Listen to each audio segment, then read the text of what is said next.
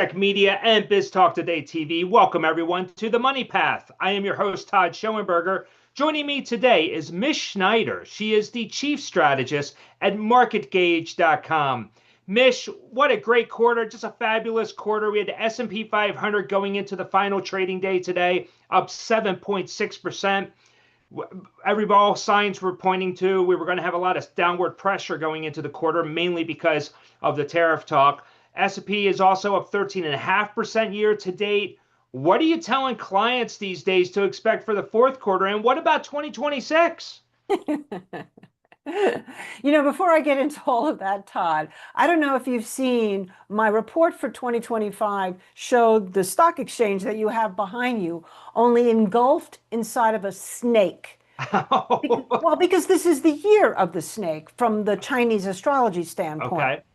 And so when you're asking me about this year and now what's going into the fourth quarter and then possibly next year, which by the time we get to the turn of the new year for the Chinese, it'll be the year of the horse, which is a very different animal than snakes. In fact, snakes and horses don't generally get along. That will be interesting. But the snake, I like to use that because this year has been kind of like a snake, right? I mean, snakes can be very peaceful and travel along without any issues, but they can also coil and hiss and bite. They can shed their skins and change constantly. And that's kind of what we've seen. So the fact that we are now in September ending third quarter, going into the fourth quarter with such a tremendous performance, we have to remember that tremendous performance is nuanced because it's only really in certain areas of the market. So I would say number one is we absolutely have to see the growth areas stay in the game. We cannot see a major correction there because that's been holding up the market. Today, NVIDIA, new all-time highs, right? We love NVIDIA. Yep. Number two is we have to see some of the areas of the market that have not really participated. What I say, we were talking before, I love expressions, so I'm saying one of my other ones that I forgot to tell you was the weak links, you don't want them to become anchors. Oh my goodness, look at this. Yeah. Breaking news. Weak links, don't make them anchors. I love that. Right, so what do we have as a weak link? Regional banks. So people go, well, why should I care about regional banks? And that's a really good question. We're looking at tokenization. We're looking at a whole new digital economy. The regional banks almost seem old-fashioned, except for one major thing. That's where a lot of commercial real estate lives. And so we don't want to see a repeat of March 2023, when all of a sudden there was an insolvency and the market dropped 20% in a matter of 3 days, wiping out a lot of money and then had to build itself up. Keep your eye on that because it's under the 50-day moving average. The retail, the consumer, okay, we had a good year. We actually made new 2025 highs if you're looking at XRT. However, 104 was the high in 2021. In 2025, it's been 87 and change.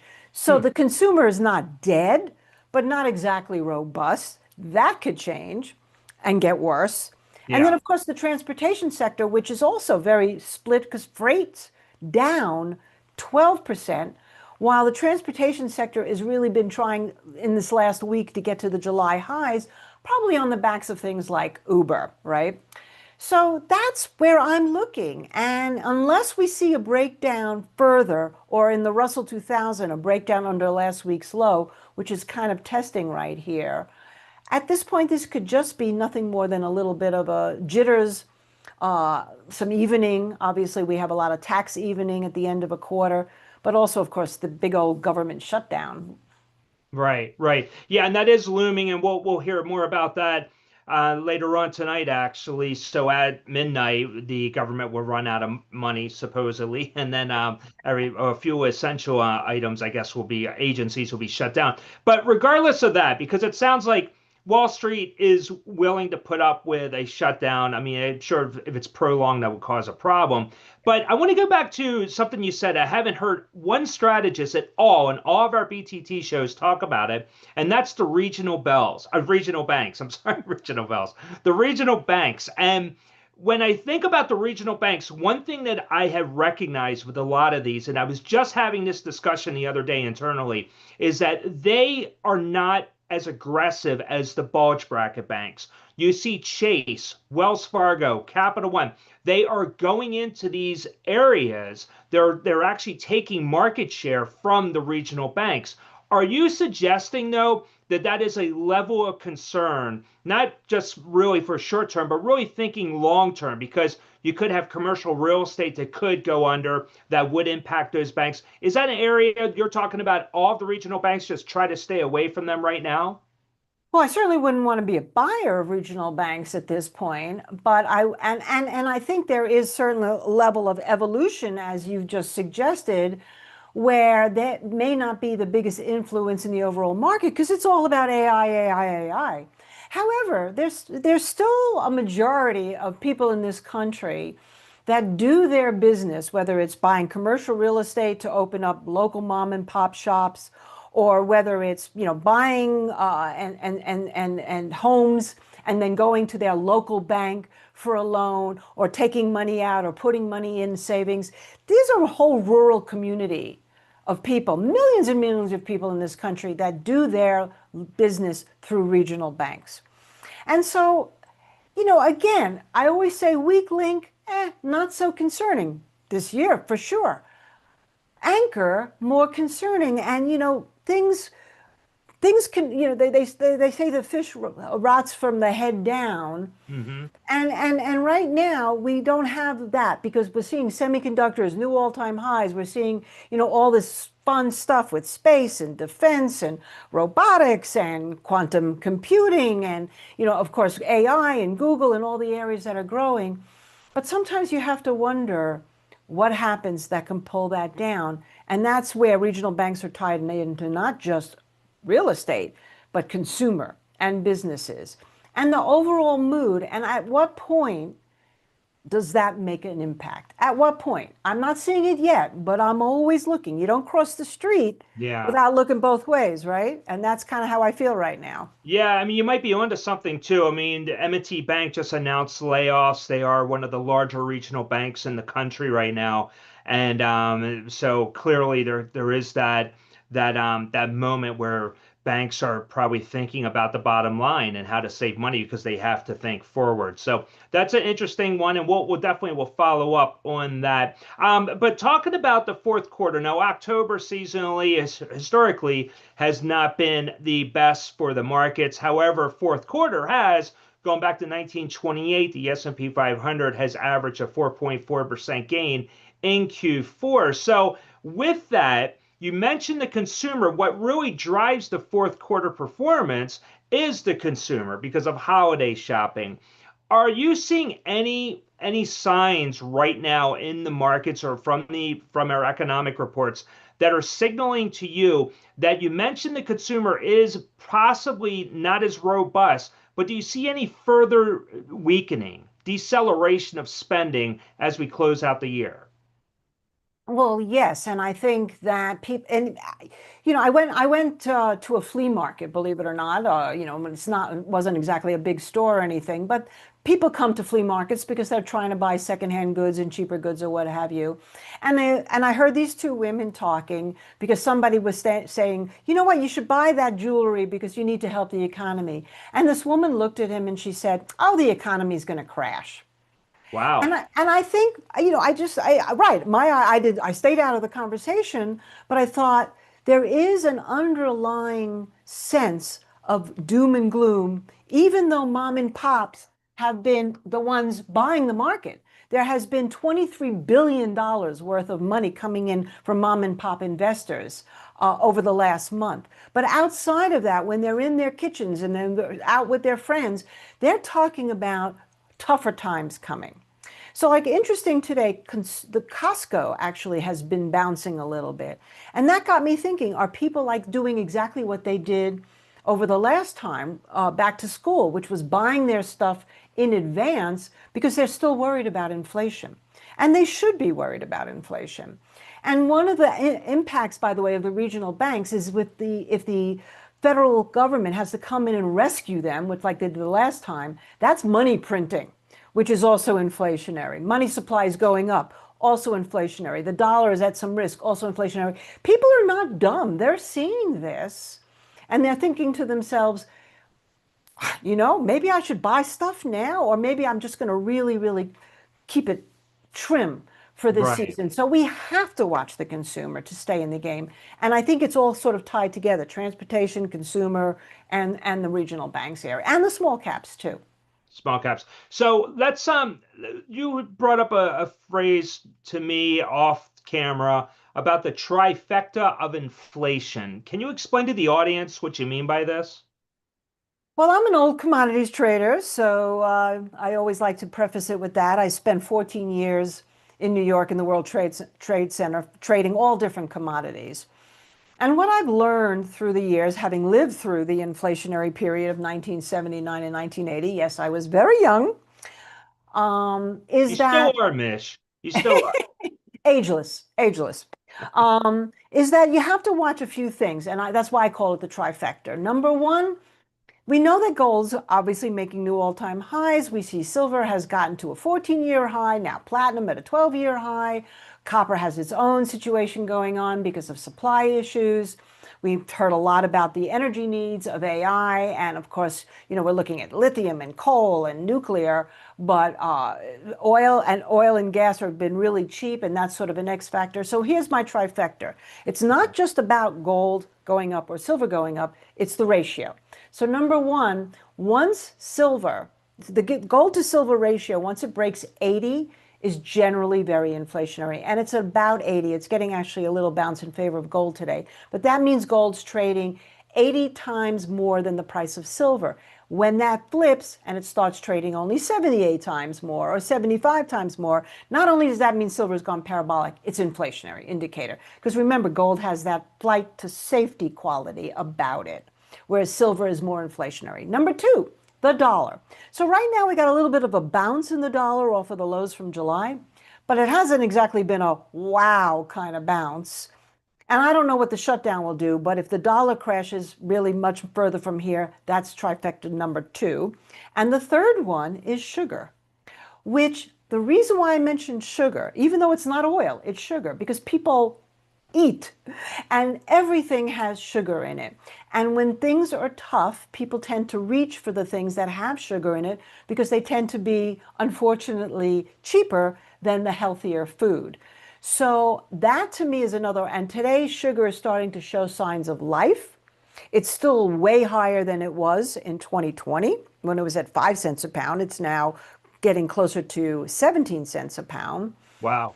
And so you have to think, what happens if sugar goes up, if silver gold ratio flips and the dollar collapses? We're talking hyperinflation potential. I'm not saying we're there yet, but my eyes are keen on that. So with this scenario, which is quite pessimistic, I must say, the the Fed though should not be cutting rates under that scenario. Well, one would think, I mean, what stopped it in, and by the way, I don't mean to be pessimistic because, I'm a trader. I'll tell you what to buy in that situation. Right. But that's a different story. Yeah, for the consumer, it's not such great news, except for, like I said, the one great thing we have right now is relatively cheap oil prices, and we'll see how long that lasts, because Hmm. we also know there's a geopolitical powder keg going on. But your question, tell me your question again. I'm sorry. Well, my question is that with your scenario, the trifecta of inflation, and you're pointing out several signs that could be bad for the consumer, therefore we're looking at potential hyperinflation maybe in some areas, then my question for you is why is the Fed cutting rates? Yes, let's go back to the Fed. Well, number one is we have some recessionary indicators. I mean, right now we're saying stagflation, right? Even though GDP went up, we know that there are many, many areas of the market, of the economy, I should say, that are stagnating. In a stagflation environment, the Fed has to make a choice. Do I try to save the economy or do I try to curb inflation? And I think that's why, you constantly see Powell looking like this because he's getting pressure from the administration to cut, but yet he knows that the tariffs can be more inflationary on top of the other things that he's seeing.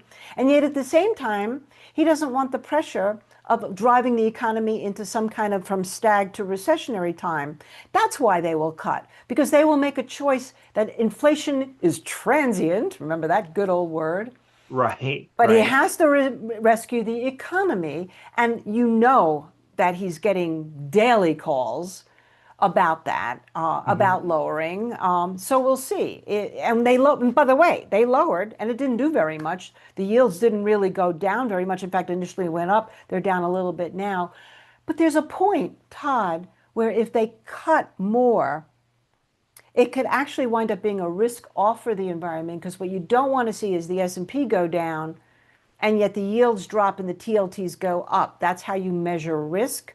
And right now we've been in risk on forever. So that's the second thing besides trifecta of inflation is you really want to watch not only what the Fed does, but what the yields do, both from the squeeze point, but also from the long bonds point, which is my particular favorite to watch. Yeah, well, the cut in rates at 25 basis points, there is a lag effect, so it could take a little bit of time till we actually see any benefit into the economy. The Fed is meeting again this in October in 4 weeks, so there's a lot of talk of as far as will they continue. They gave an indication that they were possibly going to cut again, but with your scenario, I don't know. I think the Fed officials were going to take. They're going to really have to discuss this and see where the metrics come in because one of the data points that the Fed focuses on, as you know, Mish, is the labor report. And we touched on the government possibly shutting down, but now there is talk that the BOS won't even be able to release the Friday data. What does that mean if the Fed say we have a prolonged shutdown? That type of uncertainty, how is the Fed supposed to actually make a cut if they don't actually have the paperwork to talk about it? Right. And not only that, by the way, there's an issue with paying down the debt when the government shuts down, by the way. So there's that too. I don't know how the Fed would necessarily deal with it. I mean, obviously, that's going to be a big factor.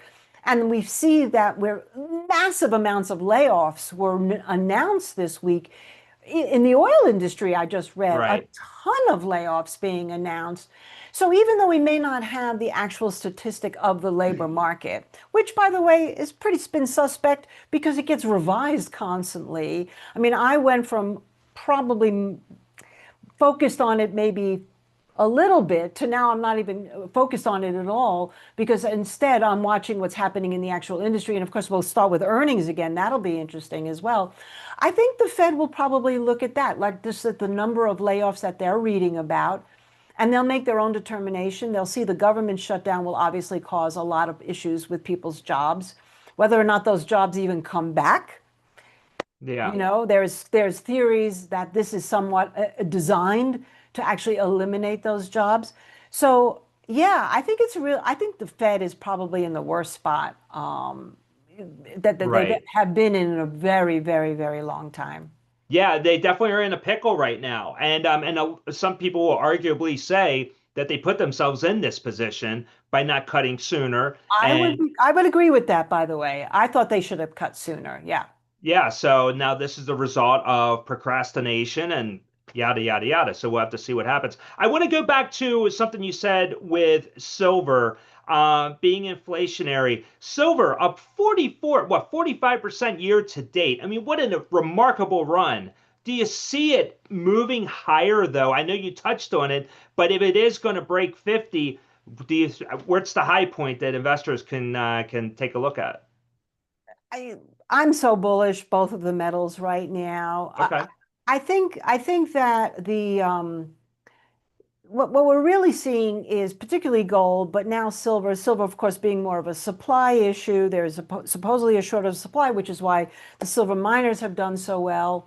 And of course, like I said, gold being more of a flight to safety being accumulated. And we're on holiday, by the way, right now in China. So there's Okay. no major buying going on because they're busy partying over there in China. So as they should if they bought a lot of gold and silver. There you But go. I mean, I don't know. I think we're in unprecedented times because so many of our policies that we have relied on in this country for so long are being changed. I mean, today I was reading that even pharmaceuticals, which of course, first there was the announcement of 100% tariffs on pharmaceuticals, unless they create in this country. Right. Today came out that Pfizer was in talks with Trump about lowering their drug prices, but now there's the talk of Trump RX, which means now you can basically go through the White House to buy your drugs. I mean, this is what I'm talking about. Whether it happens or not, these are unprecedented because, as you say, what happens to Walgreens? What happens to CVS? Right. What happens to all these places where you typically get your drugs? What happens to all these people whose jobs is to go to doctor's office and push their drugs? I don't know. But all I know is that this uncertainty and this level of major focus, the centric focus of Trump being in his hand in everything, could Yeah. either turn out to be the most ideal situation we've ever seen, a utopia, or it could turn out to be very dystopian. We don't know which way it's going to go. And that's why I'm very bullish the metals, because the one sure thing is Right. gold. Well, I shouldn't say one. The both sure things would be gold and silver and hard assets in general, because people have to eat and fiat currency is in question, so goes a long way. And we have to have forms of energy, of course, and then that's where silver comes in, even for our energy source as far as a conduit of energy. So that's what I'm sure of, is that I think hard assets are really going to be the place to be at this point. Like I said, unless we go into some kind of utopian and AI takes over everything, and we don't even have to worry about producing food anymore.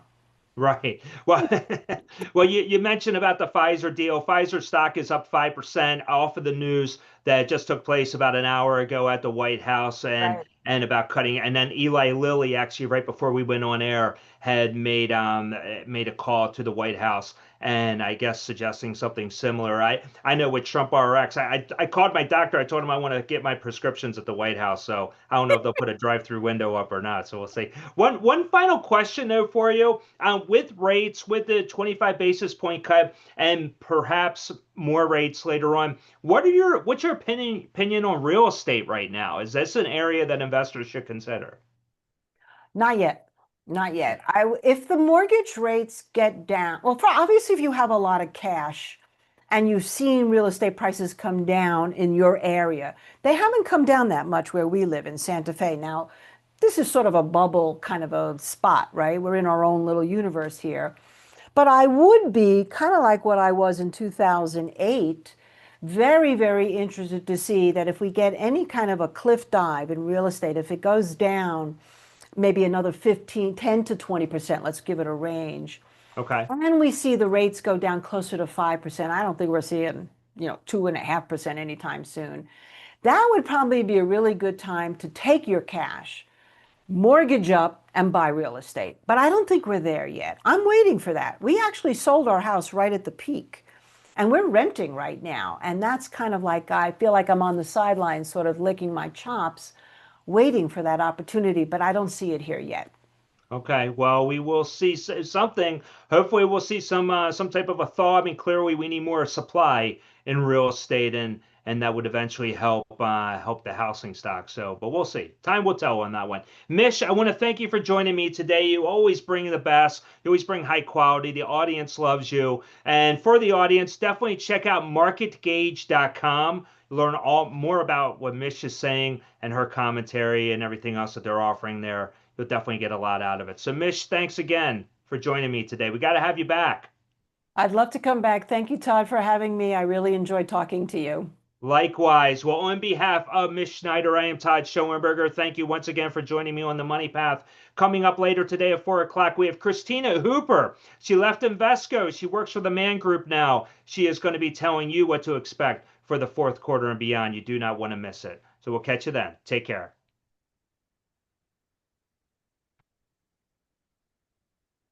All right, Mish.